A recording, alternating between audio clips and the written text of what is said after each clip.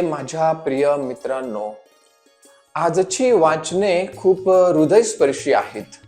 यशायाच्या वाचनामध्ये देव म्हणतो, जसे पाऊस आणि बर्फ जमिनीवर पडतो आणि ती ओली करतो, तशीच माझी वचनं कधी व्यर्थ जात नाहीत. ती माझ्या इच्छेप्रमाणे फळ देतात. आणि कित्येकदा आपण प्रार्थना करतो आणि उत्तर मिळाले नाही म्हणून आपण निराश होतो. आपण म्हणतो की देव माझी प्रार्थना ऐकतच नाही.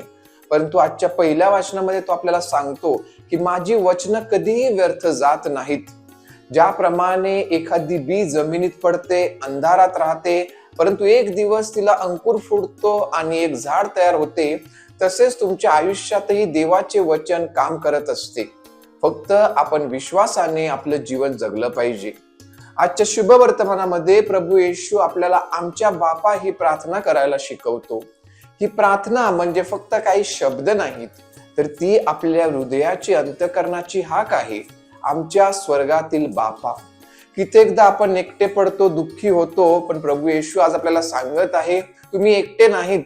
देव एक पिता आहे जो तुम्हाला जवळ घेऊ इच्छितो. तो तुमच्या प्रत्येक अश्रूची किंमत जाणतो. व या प्रार्थनेमध्ये एक अशी ओळ आहे जी आपल्याला विचार करायला लावते. आम्ही जसे इतरांना क्षमा करतो तशीच आम्हाला क्षमा होईल. कारण आपल्यात कित्येकदा कटुता आहे, किती जखमा आहेत. कोणीतरी आपल्याला दुखावले, आपला विश्वासघात केला, आपला अपमान केला आणि आपण म्हणतो मी त्याला कधीही क्षमा करणार नाही.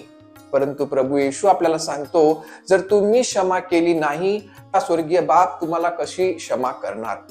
आज या दिवसांमध्ये आपण उपवास करत आहोत, पण सर्वात मोठा हा उपवास आहे की कटुता सोडण्याचा उपवास.